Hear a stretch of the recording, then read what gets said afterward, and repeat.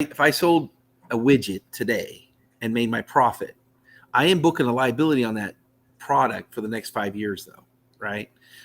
And a lot of these, the warranties have gotten so broad today. It's not because it's defective, right? It's because it's really customer satisfaction. What is an 831B? So it's a tax code. Okay. When I say 401k, 401ks is where you would find it in our tax code, federal tax code, right? 831B is the same thing. It's very similar to a 401k. When the business owners first start to hear about this, we try to formulate the because everybody knows about 401k, right? Of course. It's designed to defer if contributions are deductible at the company level, and it's designed for your owner's retirement and the employee's retirement. And it's an incentive, right? Because if it wasn't deferral, if I couldn't take a deduction on my contributions to my employees on my 401k, I wouldn't be offering it, right? That's the incentive. In an 831B, it's the same thing, but it's an incentive because of the self-insuring risk business owners have. A good example I give clients is, if I had a warranty risk, let's say I had a 5-year warranty on my product I manufactured. Well, that's an unbooked liability, meaning if I sold a widget today and made my profit, I am booking a liability on that product for the next 5 years, though, right? And a lot of these, the warranties have gotten so broad today. It's not because it's defective, right? It's because it's really customer satisfaction. The customer now has the power to do a review on your product that can be very detrimental, and so what do? You just fix it. You replace it, whatever. But these are liabilities you're booking on the books. And, if you don't take $1 and set it off to the side and say, hey, if something happens, I'm going to use this $1, Uncle Sam says, no. The year you incur the income is the year you pay the taxes, as we all know.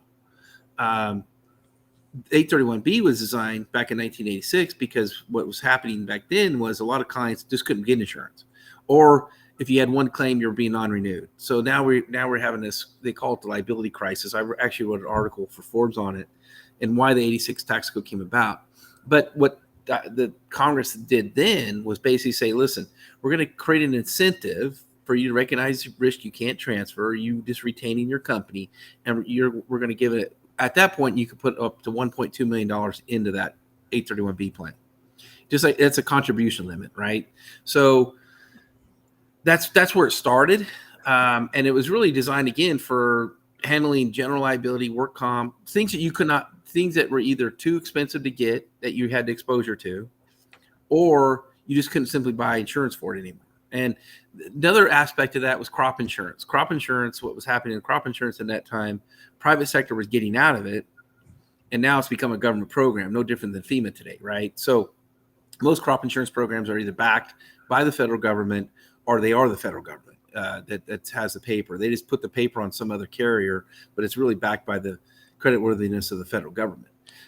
Because it's just so catastrophic, so expensive to manage and everything else. That's why private sectors don't want to be in crop insurance. So that was another thing that was happening too, was farmers were finding themselves not able to buy crop insurance. And again, Congress said, okay, well, we got to put this money aside in an event these things happen, and we want to keep it tax deferral.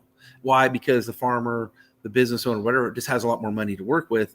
Because when we talk about today's risk, we're just talking, okay, if I got a hit with a brand damage where somebody came in, if I own a restaurant, they got foodborne illness, right? And now I got to shut down for 3 days and I'm making the local news. Okay, that's my brand, right? That my brand is everything in today's world, especially with the social medias and the age of information we're in. Well, how are you going to fight that? Where are you going to turn to? You can't buy traditional insurance for that. Traditional insurance doesn't cover brand damage. So what are you going to do? You're going to go down to the bank and get an extra line of credit now and go, hey, I got to go hire a publicity agency up. I got to hire advertising. I got to recoup my good name. Or are you going to take advantage of companies' products like 831B and build a war chest for those things in the event they happen? And so when we start talking about all those different things that go on out there, and then of course here comes COVID-19.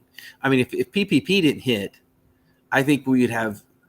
Thank God. I mean, I hate the fact we spent $5 trillion and just pumped it out and threw it out in the economy. Don't get me wrong, but I think on the side of that, what would happen if we didn't? Because why? Because businesses are not ill prepared for those rainy day type situations. I mean, there's never been an incentive for business owners to save money. There's been all the incentive in the world to spend money. And God bless them, small to middle market business owners. I always talk about subcontractors. I love them.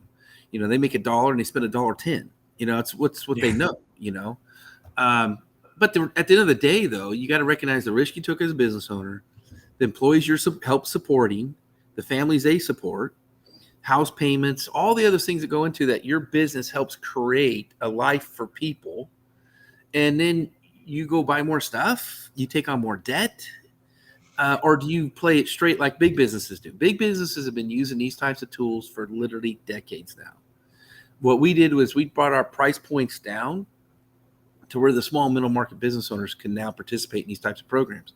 These are tools that have been around for a long time. And unfortunately, I talk in front of business groups all the time. I talk in front of CPAs and all that. And this is the first time they're hearing about this code. And it's just slightly frustrating for us because it's like, had we had a bunch of people that had 831Bs and had piled money way over, we wouldn't have had to do PPP, right? If everybody had their own little 831Bs set aside, they could have turned to use that money. But what did we do? We pumped $5 trillion into the economy that was artificially. Nothing was sold, marketed, or built. And now what do we have? We have inflation through the roof.